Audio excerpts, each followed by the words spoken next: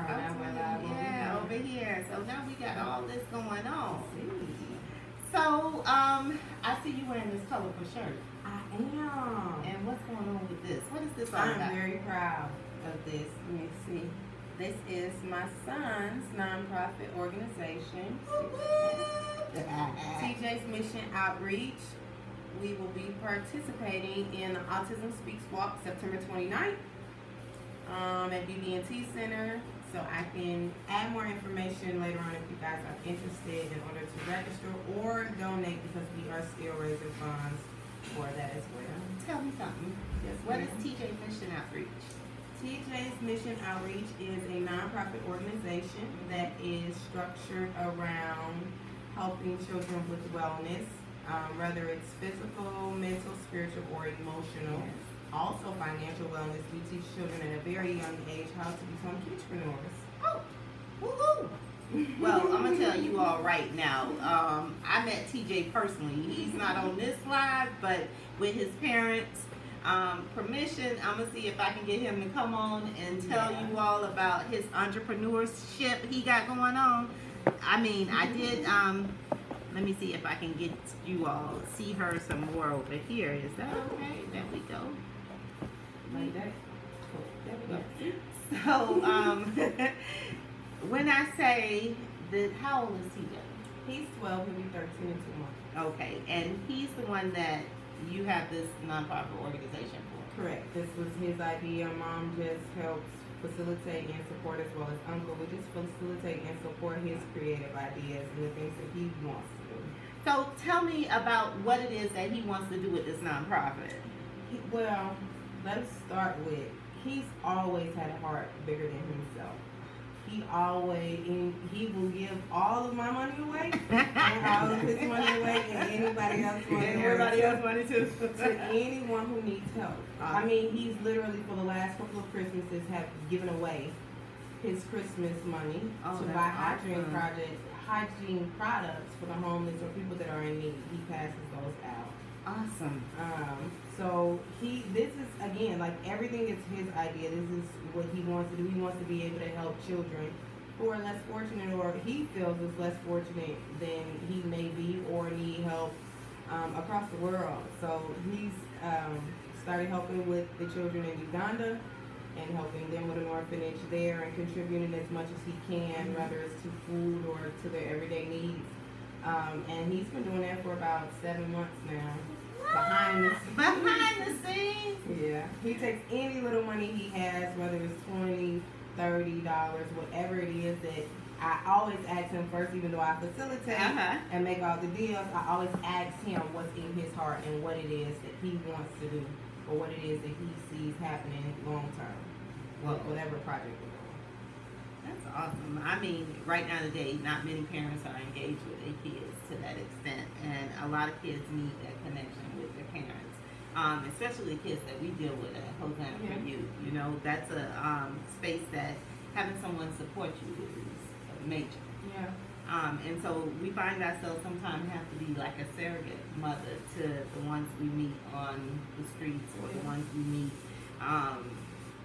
in places, in their dark space. I'm gonna say it like that. So I am like totally at awe with TJ and this whole mission that he has. I think it's fabulous. It has a website? Yes, it has a website. It is tjsmissionoutreach.org. Okay. And so any of information as far as events or missions is what we call them that he has going on is all missions. Whatever it is that the guy has designed for him or laid on his heart to do, then we will always keep it updated and post it on his website. Okay. So now that I've learned everything about TJ Mission, I want to get to know you. What is your name? Tell the people who you are. I am Mary. Marie. Is what I go by on Facebook. But my name is Mary Jenkins. I am an entrepreneur myself. I started in financial services about 3.5 years ago, or 3 years ago, almost close to 3 years ago. And it basically is structured around helping people in whatever aspect of financial needs they may need. Whether it's from, I started my company as a collection agency. I know y'all don't like to hear collections. I know. Nobody does. But I'm the good guy. I'm the good guy. I know y'all don't want to hear about collections. I know. Nobody does, but Okay. it's good to have somebody on the inside because you can gain the education and the knowledge that Yes. you need when it comes down to dealing with different agencies. So that's why I started RPR Financial Services Incorporated. Is because I wanted to be able to teach people the laws and stop people from being harassed and treat people like people. Okay. So it's RPR Financial Services. Yes. It stands for respect, persistence, and results. So God told me when He gave me this vision that if you respect my people while being persistent, you'll get the results you desire. Oh, say it again, cause that's so it's respect, persistence, results. Come on, y'all. Now, Respect. I've had to live this brand. Results. Yes, I've had to live this brand. He told me if you respect my people while being persistent, you'll get the results you desire. So my results in return is not always tangible to him. Right. It's been in character, it's been in integrity, it's been in endurance, it's been in strength, it's been in... That's the makeup, y'all. Y'all get this, right? This is the makeup. So go ahead, girls. So with all that, he's trying to help me build this platform to be able to help other people in building, whether it's gaining knowledge and investments, having an understanding about the collections world. Credit restoration is another leg that we just launched 2018 that we're pushing huge on. It's helping people rebuild and restore. We restore. Okay, and that's what Hosanna is. You know, it's like a different thing. It ain't no credit. We ain't got no credit for you. The credit is you're gonna appreciate yourself. Yeah. So the restore part, that's the part that where we meet people at, that they, you know, they need to be restored or reminded that they could be restored, because a lot of us get caught up on what happened was. Yeah. Yeah. But that's why I wanted and was very interested in meeting with you as well as doing this interview, is because my story is who makes me who I am today. The things that I've endured, the things that I had to go through as a child is why I am what I consider successful today. And success is measured in so many different levels because people hold it to tangible things, but it's not just the tangible things. It's the things that you grow in, the things that you learn, the strength that you gain on the backside of things when no one's looking. It's like that Moses on the backside of the mountain. Like that part. So that all is why I started doing what I'm doing. I wanted to help other people, and again, restoring them was another. With doing the restoration, credit restoration, it was another way of restoring people, and helping them to understand.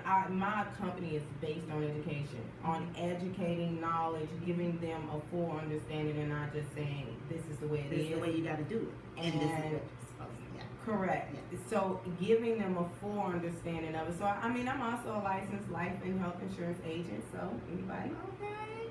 Couple states we got covered. We can help you out. You know, the thing that's going right now is level up. Yeah. you leveling them up. Well, my goal is only to teach my son. I'm not doing all of this for now. I don't do all this just for money because God supplies for me. Seriously. Look, people.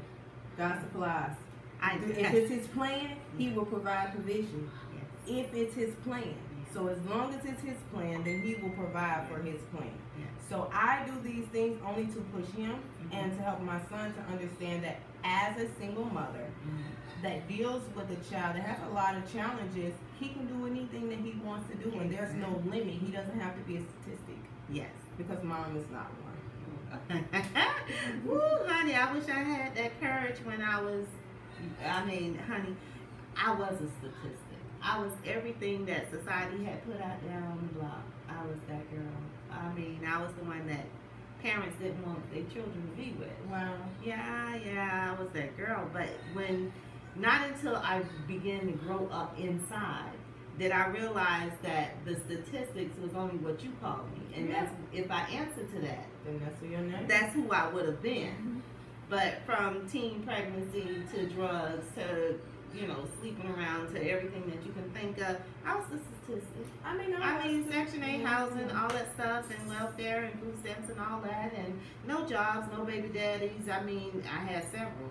Well, I mean, even your daddy.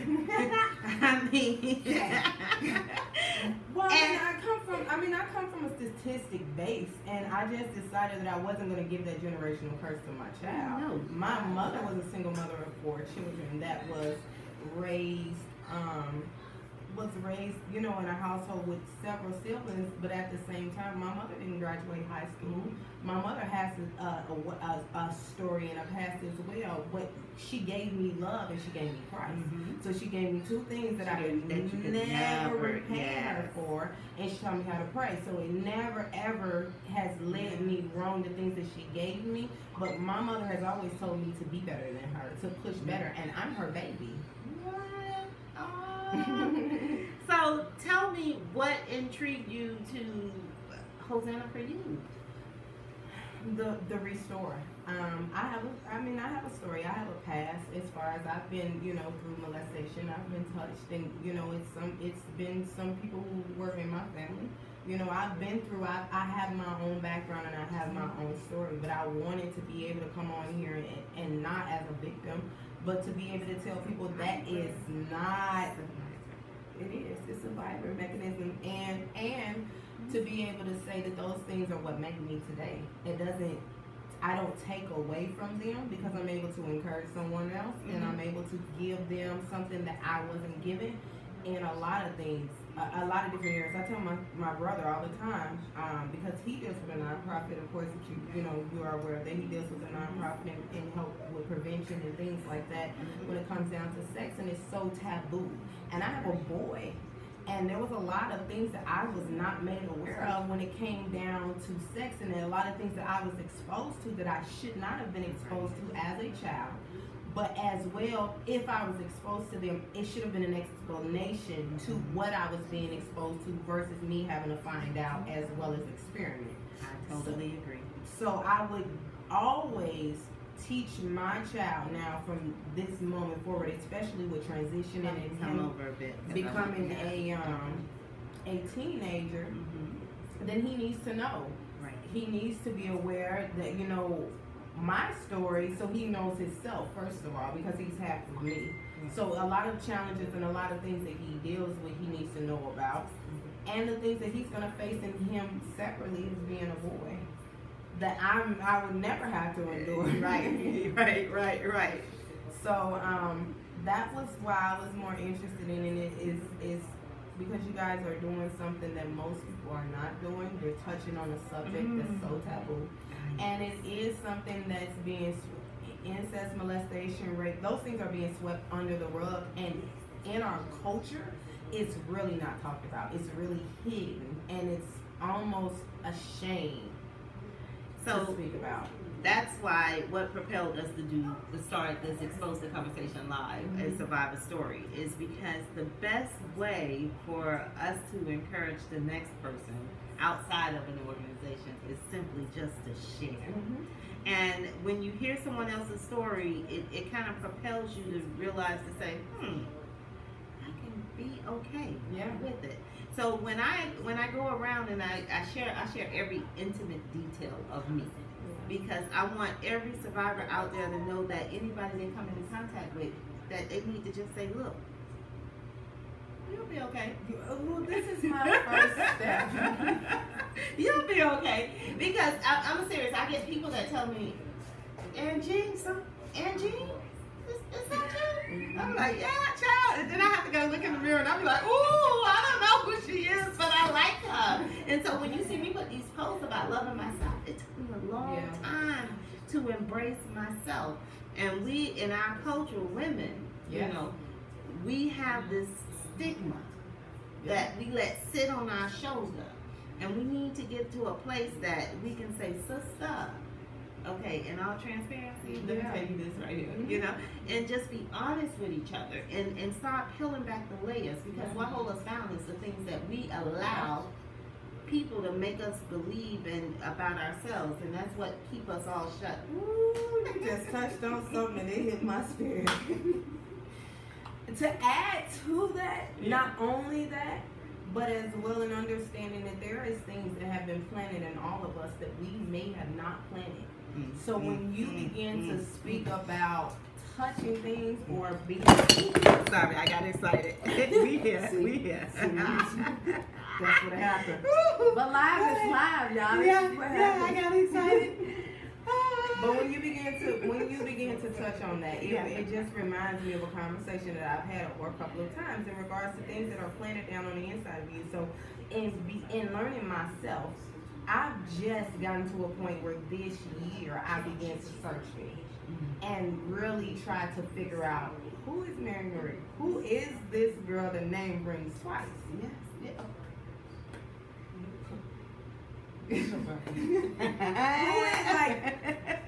So God started making me do an internal search, but in that search there was so many things that I had to question, because I knew I didn't plant this. Where did this begin to manifest itself in my life from? Even when you begin to, like, even promiscuous, where did this come from? Right. Because if I'm going to be transparent and be real, there was a time in my life where I went through that, and how did I get here? And it came from a portal or a door being opened or a seed being planted in me from a child, and being touched and being molested and not understanding, whoa, I never really had a chance to know what it felt like not to have to go through that, because it was put in me before I could really even understand what was going on. And I'm going to tell you, our support group name is Touch. Together our uniqueness creates encouragement, healing, encouragement, and determination. We have a support group that we do here once a month at the last Wednesday of every month, and it's called Together Our Uniqueness. Awesome. Yes, creates healing, encouragement, and determination. And it really does, because when you begin to dig, and you begin to dig into what first of all, you have to understand who you are, and then understanding what ground you have. And if you know that you have good ground, then the things that have grown up with you are no different than the reference in the Bible when it speaks about the wheat and the tare growing up together. So even all the gifts and the things that God has given me has grown up with all the things that were planted in me that were not supposed to be there. So if I go back and do an evaluation to find out who I am, now this is the only way I can begin to pluck those things for them to come out. But the biggest problem that we face is we can't be honest with ourselves. Denial. We cannot be honest with ourselves. And as many of persons that I speak with and I get a chance to indulge, you know, one of the exercises that I do is, who are you? Yes. Okay, and the who are you is the one part that you want us to see, and the other part that you don't want us to see. And then we're going to go through and show you really who you are. And it's basically what you accept or what you have come to terms with. You know, because I can remember back in the day, if someone said, Angie, you was fast, you was this, was that. No, I wasn't. Do you know how much it took for me to realize? What I said? No, I wasn't. Not me. You know how much it took for me to realize or to accept that I was, at one point in I was promiscuous? Yeah. Like, nobody wants to admit that. That's just like, are you serious right now? But again, in having a real conversation with myself and my mother to say, Ma, this is my problem. Well, let me go back. Let me go back 2 steps. Okay. And the reason why I say let me go back 2 steps is because this only started because I said, God, I want to know me. Yeah. So when I said, God, I want to know me, he said, are you sure you want to know who you are? Because in knowing who you are, there's going to be a lot of things that you have to touch that are not going to feel good. And it's in being real, you're going to have to accept. Yeah. So that's the only way you're going to be able to deal with it. So I'm smiling looking like a cat. You know, I'm smiling because many years ago when I gave my life to Christ, I went through this whole cycle where I used to be up in front of the church and I would testify, oh, I was butt naked before God, and my mouth is horrible and it just comes out like that. And I was like, I was butt naked before God, and they were like, what is she talking about? And I was like, no, I'm serious. You can't understand what I'm talking about because you're judging what I'm saying, but I want you to hear me. The transparency. And they, you know, sort of got kind of ostracized about it and stuff like that. But when I had a chance to sit down with my pastor and explain that, it was literally the peeling back of the layers and being truly authentic and transparent with myself, not them. No. Well, the thing about it is, this is why I laugh. The thing about it is, nobody really knows who you are. And I say this as general as possible because people will only show you what they want you to see. Because that's what they're showing themselves. Right. They're not being genuine, authentic with themselves to say, okay, I have a problem here. Now, when God showed me this about myself, he said, okay, this is the only way I can touch it. See, my Lord is a gentleman. He a gentleman. He can't come in. He can't come in unless I invite him in. Okay. And he's not going to touch anything or mess with anything I don't expose or say, Lord, I have a problem with this. Can you help me? Can you touch this? But if I'm not real with me to say it, I'm sure I'm not going to be real with him. Exactly. But in honesty, that makes no sense. Right. Because he knows. He knew it before you did it. He counted all of it. Yes. And when Christ did his thing. So when he did his thing, you should already know that you weren't born yet. So it's all in the blood. And as long as you give it to him, he can help you in that area. But as long as you never say anything or you never give it to him, you're going to struggle with it. So that's what started this journey in January. And I had to say, now, I have to go back because when I did this at my sister's house, I was not able to do this in Florida. I had to leave from Florida, my promised land. God told me this is my promised land.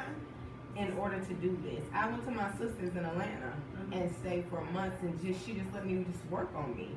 And so she even gave me strength today, like this morning, to even come and have this talk. Like a lot of inspiration in regards to her story has made me want to open up in regards to mine.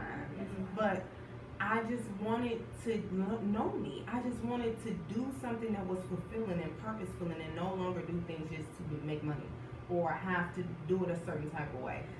This is the journey, y'all. The journey that I've been telling y'all about. I'm sitting here and blown because not every person or that's been impacted by incest, molestation, and rape understand the process that they go through, and it sometimes discourage them from looking for that total freedom. And I'm not saying that the total freedom is in one way or another. I'm saying that the total freedom really is inside of you. Yes. And you got to find what works for you and find that source that's worked for you. Whether it's, it might be going to church. It might be going to a therapist. It might be getting to know the Lord, meditating. Just whatever. meditation. It could be anything. I don't have a church home in Florida. All that I do is literally relationship. I mean, don't get me wrong. I was raised Church of God in Christ. I was raised. My grandmother's a mother in the Church of God in Christ. Has been probably 50 years. We were raised non-denomination. We were raised in church. All of the growth that I've done has not come from being in church. It's come from one-on-one relationship, literally seeking God, finding out who he is for him to show me who I am. Say that again, because I want somebody else that's listening, that's on this journey and trying to find their way to understand just what you said just now. So it doesn't have to come from a church. It comes from within the inside of you. If you are able to grab a relationship with him, then he is able to show you you. And you do not have to do that in a church home. Now, don't get me wrong. Jesus. I do. Watch. Bishop T.D. Jakes every Sunday. I don't miss. I live stream every Sunday. So, but I do this all day, every day. All day, every day, I'm constantly feeding my spirit. There's multiple parts to you. You're not just a body. You're a spiritual being who possesses a body, who has a mind. You have a soul. You possess a soul and you live in a body, basically. But you're not this body. You're so much more than this body. And if you know that you're more than your body, then you know you have multiple parts to you to feed. But that's where the disconnect and the dysfunction comes in. It's because not understanding it is why we operate in complete chaos. And in the midst of all of that, and I want to say this, it's not just women, it's men too. It's not just girls, it's boys Yes. too that's being impacted or affected Yes. by a family member with incest, molestation, and rape. And that's why Hosanna is hitting the streets and going, raising awareness and providing education and resources and things of that nature, and having people come and share their story. Like you just shared so much with me that I'm like busting at the seams, sitting over here glowing like a chassis cat. But it's also for those people that don't have enough safety to feel that they can say, because one thing that happens is family rejection Yes. when something like this take place. And the more we go out and we talk about it and we share with kids, children, we share with adults, and they begin to identify, you know, the first thing that comes up is fear. Well, that too, and I believe not to take away from what you're saying, but to definitely add to what you're saying. Not only rejection, but the no sense of protection is lost at that point, because if you can't be protected in your home or by the people that you feel love you the most when a situation occurs, see, that's where it started for me in my story, in understanding. I had a resentment towards my father for a long time, and it was because I didn't understand. But being the child of 4 and the baby, I didn't get the same privileges that I felt that my brothers and sisters got. And I felt like a lot of things that happened to me would not have happened to me if my father was there and present. My mom raised us by herself, so again, a lot of times she couldn't be there, you know, or stuff did happen, you know, that shouldn't have happened. And I held such a hate for my father for that, because I felt like, again, if you would have been there, then you could have helped me. But now, at 34, I understand he wasn't supposed to be there. And I love him for not being there. And I don't hold that resentment to him the way that I did, because he had a different assignment than my mother had. And to understand that at 34, there's things that he embeds down into me or imparts down into me spiritually that my mother, for as much of a spiritual beast as she is, can't give me. The blessing doesn't come from the woman, it comes from the man. So this just message, and I'm gonna be led right now. If you have a issue with a parent because you feel like they should have been there, or you're dealing or struggling with an issue because they weren't there, and you feel like a lot of things that shouldn't have happened to you, that happened to you shouldn't have happened to you because due to a lack of a parent being in the home, forgive them. Forgive them. Your parents can only give you what they have, and they can only give you what was taught to them. And if they don't know and you know better, break the curse. So I don't know if my daughter is listening. 'Cause, yeah. That's something that she and I, we go back and forth about, because when I had her, I was 17, and so she always say, she likes to point out the things that I didn't do and how wrong I was and this and that. And I was like, I know. Well, I had that conversation with my mother. Yeah. I did. We got real. We set up something like 6 in the morning. I mean, and my mother told me, she said, okay, fine. Lay it all out on the table. Because after today, when we deal with it and we cry, we sniff, and we go through our thing, don't bring it up no more. We're done. Yeah. But she allowed me the opportunity to be open, say how I felt. And when I say how I felt, I mean down to everything that I felt. And get it off. And then she hugged me, she cried with me, she kissed me. And me and my mother's relationship has been better ever since, because I was able to say how I really felt. And I didn't have to hide how I really felt. And I didn't have to no longer put on this face for people and saying, or hide what had happened to me or any of those things. So one of the things that I would also bring up is as being a parent, and what I'm learning and seeing when I go to these schools and these churches and things like that, we are not being truly authentic with our kids about their bodies. Even when I look back on my own life and I'm like, okay, they didn't tell me this. So when that happened, I didn't know, this, that, and the other. But now this is not the time. This era is not the time for silence. I laugh. I tell people all the time, my son is going to be the kid in the locker's room when all the boys is talking about trading stories. He's going to be the one to tell them, my mom and my uncle said it. Because we teach him now. Yes, you have to. He's 12, but we teach him now. He's going to know about it. He's going to have a full understanding about sex, condoms, STDs, all of the above, people touching wrong areas. We've been teaching him that since he was small because of our own personal stories. Right. So maybe overprotective mom, yes, but for a very good reason. But on the back end, no one knows why I'm overprotecting. I'm educating. I'm making them aware. He's not going to be that kid who doesn't know. And that's what needs to happen, because we have this sense of that we, like our kids are, like they automatically come equipped with this information. You didn't come automatically equipped with it, so why do you think these kids, know better? My family had this fear factor that they tried to instill in us, and it was like, do what I say and not, Well, they teach it from even smaller than that, and boys is nasty. Yeah. They teach you girls is but nasty. They don't tell you that at a certain age, your body is going to start developing, and it's going to respond to a touch. Yes. And even when that touch happened, that touch is going to have you having some type of feelings, and in that feelings, if you confusion. don't, and depression, and you can't stop it from happening. It's a door.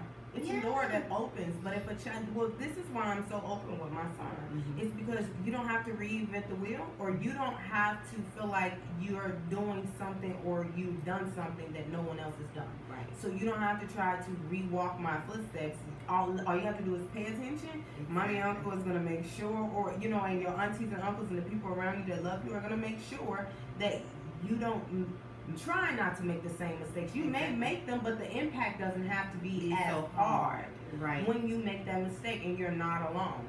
And what you just explained, mommy, auntie, uncle, all of that, that's a support system. Village. And the support system, due to certain things in each family is structured different, and some feel they don't have one. Yeah.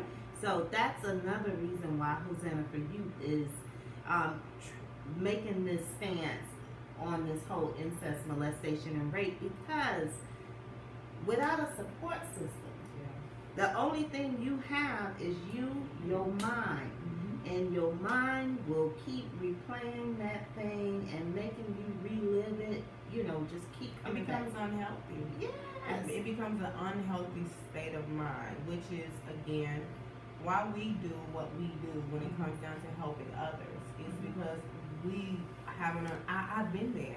If I get into my story, I have a book, you guys, that's going to come out soon. So I have a tell-all. But when I go into my story, I've been there. I've been to the point of trying to commit suicide with my son there. This is not 10 years ago. We're talking 2-3 years ago. This is recent. I went through this with starting a business, with moving, transition. I've been homeless. Like, if I told my story and went down the list of the things that I've had to endure before I got to a place of knowing me, a place of understanding, but again, the things that I went through when being touched and molested, and all those things had built up, and God said He took me as far as I could go in that capacity. So at the time, no, I didn't feel I had the support that I needed, but again, that was in my mind. I've always had the support of my family and my friends and the people that loved me. Yeah. And see, my biggest supporter for, was my dad. He's deceased now. He passed away in 2006. And a story that I share with a lot of people, I said, one MLK Day parade in the city of Hollandale, I told him we were going to be walking and marching in the parade. And I was a grown woman. And he was like, oh, really? I'm coming to see. I said, actually, I'm going to be skating. I'm roller skating through the parade. And every block, you know what was so refreshing for me? Every block, when we got to a stop sign, you know how they have the cop and they tell you to keep going? Right where I see the cop, I can look and see my dad's truck. And when I made it to the next block, I'm on the skates, and I'm skating, and the crowd is, Angie, oh my God, look at Angie. And when I got to the next block, there he was right there. Wow. So when I get to that space where I feel like I just want to give up, because you do have those times when it feels like, why am I doing all of this, and it's just too much. I look to that block, and I'm like, okay, what do I see? What do I see? Okay, you know what? I gotta keep going because it's a little girl somewhere. Well, you know what? I'm gonna stop you because you just it's a little boy somewhere. What you said was so prophetic, and I don't even know if you realized what you said because you were telling a story. But let me go back into your story to tell you what I heard, because I'm almost jumped up out this chair and ran around your studio real fast. Because all I could hear you say was how you would go from block to block, but you had your father there. That's so prophetic. That's so spiritual. In every level you were able to get to, your father was there as a sign of protection or as encouragement in whatever aspect you may have needed it in. And in your head, in your mind, you're thinking there's another little boy or a little girl. Yeah. But what about the little boy and the little girl that's inside of you? Yes! That's what I heard. I said, oh my God. Yes. Because that's what I tell people. And I had this conversation recently with my great aunt. My great aunt, she's 75 years old, and she had a stroke last year. And she was speaking about how she went into finding herself again after her stroke. And she's not messed up. Her mind is coming back to her, all of those things. And how our innocence as children can become robbed or broken at such a young age. She's 75, and she just realized a few weeks ago that she lost herself at the age of 5. That to me was astronomical, because it was what I had been going through in finding myself, to figure out where my innocence went away. Like, where did I lose me at? For the audience out there, that's something that I'm going to revisit. And as your week go on this week, I want you to think about where you lost your innocence at. Please, it's important. Because wherever you lost it, you can redefine and refine who you are. That doesn't mean, it was the end. It might actually be the birthing of the beginning. And I had to find myself. I'm 48, and I had to find myself these past 10 years and figure out where I'm going. And I actually started a business off of this. I don't know if you noticed on the hashtag grown ass woman. It is not it's growing basically as a woman, because that little girl had me trapped at 8. Yeah, so that it is a real legitimate business. That's really nice though. I'd like to get on the back end.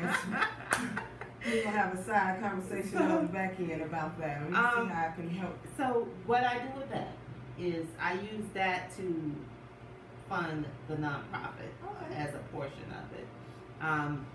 So basically go around and speak and stuff like that, and inspire and encourage women beyond their pain. So you'll see in all my hashtags, it's something to my madness and all that stuff. I see. Yeah. Interesting. I'm very interested in that. I'm very interested, because I know that even at 34, it took me a while to get past the hurt and the pain that my little girl went through. So I used to always say to myself, this is what I've been saying to myself over the last year: who's talking when my voice isn't moving? When my lips are not moving, who's speaking to me? That's the person I start wanting to get to know, because I realized that was the real me.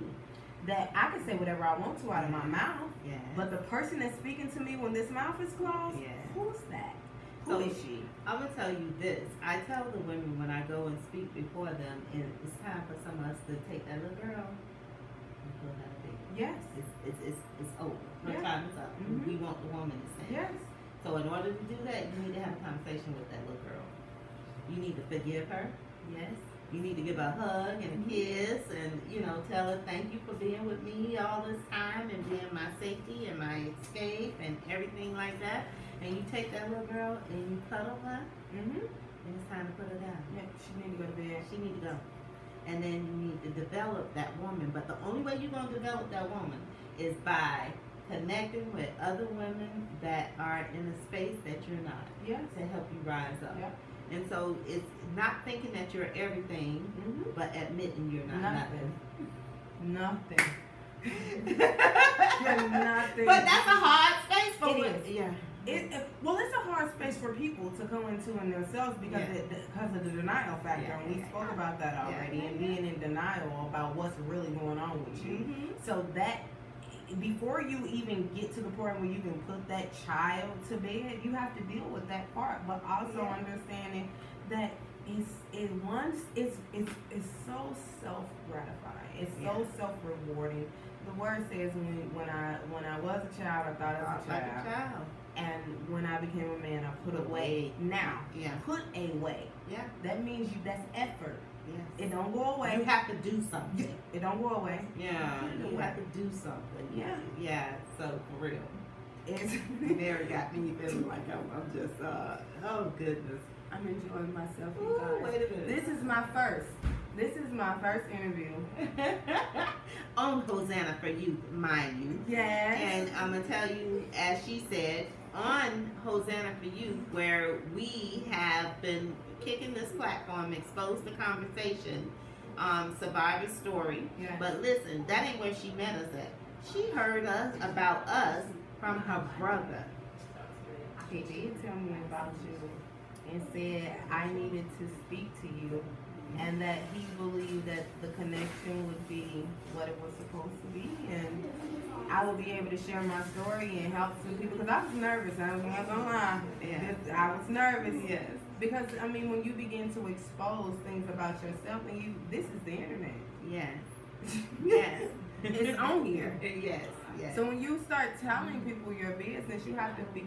I'm gonna tell you, my ex used to say, it's time to put your big girl panties on. Yeah. You kind of deal with what comes with that. And I'm ready. I've grown far enough to know that, okay, God ain't gonna put more on me than I can handle, and it's time. It's time to talk. So let me tell you this, and I want to share this, and I know we going over time and y'all enjoying this or whatever, but when you say put your big girl panties on, a lot of us dress up in garments and makeup and want to look a certain part and not be okay with who we are. So people say, Angie, what made you cut your hair? I was this whole facade. Oh my God. I was in the salon every Saturday, had to have a hair right, and I'll be done sweated out by Tuesday, and it's all wrapped down and looking a hot mess. And the makeup and this and that and that. And then I said, well, how would I know who I am if I'm on this path of discovering who I am? If every time somebody see me, they see, this body, this look, who they imagine that I am. So one day I decided, I walked in the barber shop, I say, I want to cut my hair. And they say, you want to cut your hair? And mind you, I had some plaits in it that were long, I had extensions. I had just came back from Mexico, and the barber said, you sure, Angie? And I said, yeah. So I don't change my mind. Listen now. He took the clippers from the back of my nape all the way up. And when he did that, I had my grandson with me, and I got a grandson. When he did that, I started, oh my God, it was an earl. It was just coming, and I was just like a part of you were letting go. What? Yes! But it's something that we hold on to about ourselves that we think defines who we are. Yeah. You know what I'm saying? And I'm saying that for somebody that's out there listening, that you're sitting there and you're stuck into who you think you are, defined by, maybe it's the house you live in, maybe it's the car, and we here with a financial advisor. I'm a specialist, financial specialist, that can, where, many of us live outside of our means. Yeah. Now, since I've been on this journey, I've been debt free. Now today I ain't, but since I've been on this journey, but I have been it just went through a whole total transformation that I tell people now. Sometimes I get up and I'm wondering, who's this lady? And people are like, then I'm in a space that I grow and love me every day. I find something else. I recreate whoever I want to be today or tomorrow. That's the gift of life. Is we get new grace and new mercy every day. Learning to live. Yes, and you have to live the life that you were given every day and not live it for others. Live it for yourself and not live it in faith, but in your truth. And whatever your truth is, your truth, your contract, and my brother been talking about this. Your contract, your truth. What are the terms of your contract for your life? Not the next person's, not what he said, she said, he thinks, she thinks. It's going to be what's for you. So are you living a term life or a whole life? Right. Which one are you living? A term life or a whole life? Now, and knowing the difference is what it is, because y'all know I just said I'm in so go ahead. But I don't believe in whole life policies. I don't believe in whole life policies because of the way that it's done on the back end when it comes down to the fire credit. But I do believe in living a whole life. I mean, term life policies are going to be way better just because you understand that you buy term invested differently. So you want to leave enough money where you have money to invest and actually begin to build legacy and build wealth. Not just hold on to the little bit you got or eat your seed. You want to invest your seed so it can grow. Yeah. So are you living a term life or a whole life? I'm living both. We live in term life with investment. Yeah. Living a life like it's golden. Yes, with investment. So I want to say this, and we'll sign off. Hosanna for Youth is creating a platform so that you can let go of past hurts and stop existing in life and start living life. And right now you have a choice on how those investments can be made, whether you want a term or you want a whole life. Right. Okay. So with that, I want to thank you, Mary, for being here. Thank you for having me. And I think I just made another friend. I was already in love with the brother, but I think y'all gonna have another doggone sister. We okay with that? Yeah, We don't because like I ain't got no. I mean, I got sisters and I got brothers, but you know the family functions have been destroyed. We adopt. My mom's been adopting kids. We child. adopt babies. Tell them a 48-year She piece don't of mind. papa. But shout me up. She I'm don't like, mind. okay, yeah. She probably watching. Yeah, hey mama.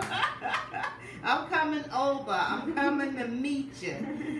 You have fabulous kids. Thank you, thank you, thank you. You just inspired me in some spaces that I just hadn't talked about in a long time. And I know the pastor, my pastor, who I ain't been to church, and God knows me, and I say this every time we go live. I know he probably is like, It's okay. Yeah.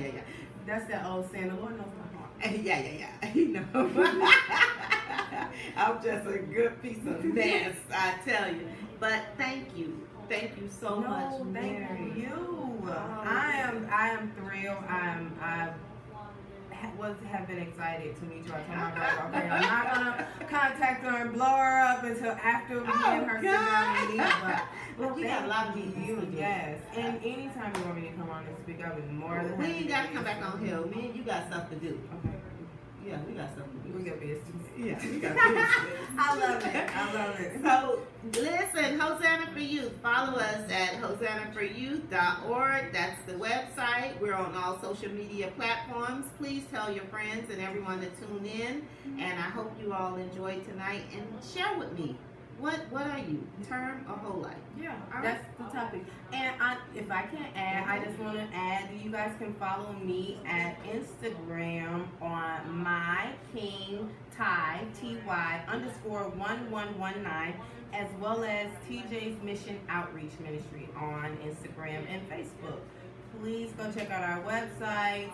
Anyone needs some credit restoration, let us know. We're here to restore and here to help you guys. We'll share your link on our webpage so they can find you. And it's been kind of reconstructed right now, but it's going on. But we got this. No problem. All right, No so problem. thank you. Have Thank a good you. night Bye, and have a guys. great weekend. And I hope to see you on Sunday at our Hosanna for Youth No More Family Secrets Luncheon. We shall be there. All right. Good night. Good night.